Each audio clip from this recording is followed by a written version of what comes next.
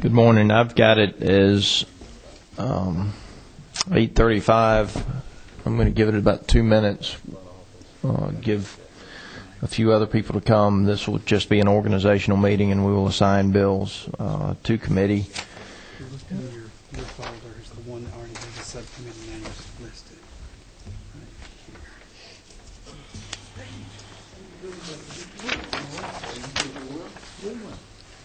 We can watch videos.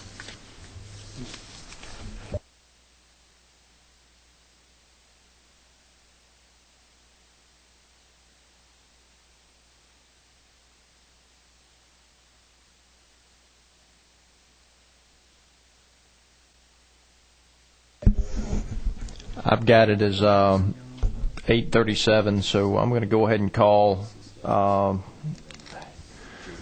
Committee on Governmental Affairs together. I think that everybody here knows each other. We can skip the introductions, I think.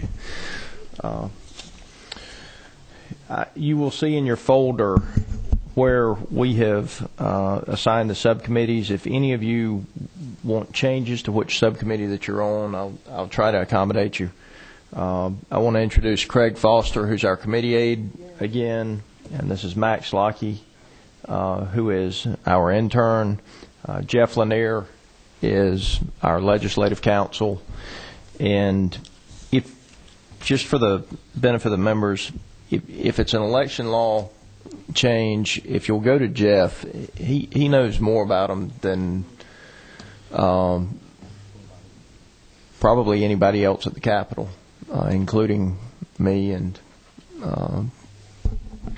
it's helpful when you get into something as technical as the election laws to have the attorney sitting there with us to go over it, to explain the intricacies of it. I would remind you that the majority, if not all, of the election laws that we pass will go before the Justice Department in Washington for approval. So if it is something where we have advice that it is absolutely not going to be cleared from the Justice Department, it is, I won't say that we won't pass something, but it, you know, in the interest of time constraints and the fiscal responsibility and not wanting to spend a tremendous amount of legal fees on something that's not going to be enacted into law, we will use extreme restraint in moving forward with things that we know are not going to be passed by the Justice Department.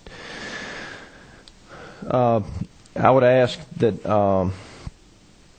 Pam Norwood is the assistant for the Governmental Affairs Committee. Somebody through the internet is apparently getting cued and using Yahoo addresses to send out meeting notices that are not necessarily official meeting notices, and meeting cancellations that are not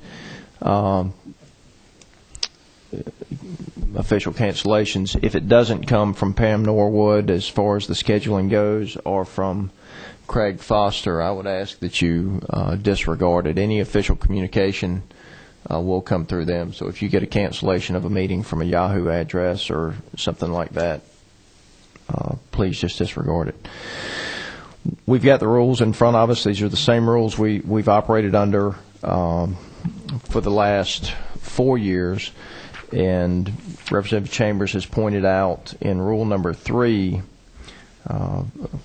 towards the end, it says no such bill or resolution may be reported out of committee unless a study of the bill is made and a report submitted for the committee's consideration by the Carl Vinson Institute of Government. Georgia State also has an Institute of Government. We need to include them on that line, so if there is no objection, we will amend the rules to include Georgia State's Institute of Government. I think that's right. I believe it is the Andrew Young School of Policy Studies, but we will put the we will get the correct name and put it in there in that rule if there's no objection, and I'll ask for an official motion on that. The reason for that rule is, for those of you who haven't been on this committee before, is as we get into incorporations of territories, we've seen some reports, quite honestly, that just were not acceptable to move forward with the creation of a city, and we felt like we needed somebody, we needed to limit it to a couple of credible people to bring those reports in. When you create a city, you're giving somebody the ability to tax and spend. You're giving somebody the ability to promulgate rules and regulations on how private property is used. And some of the reports that we saw were just not detailed enough, or did not give the taxpayers a true sense of what I think they were going to be in for with the creation of the new government. With that said, I'm going to allow Representative Chambers to make a motion on the rules, and then, assuming it is seconded, I'll allow her to make a motion to amend the rules. You want to make a motion to accept them? All right. All right. The adoption of the rules has been properly moved and seconded.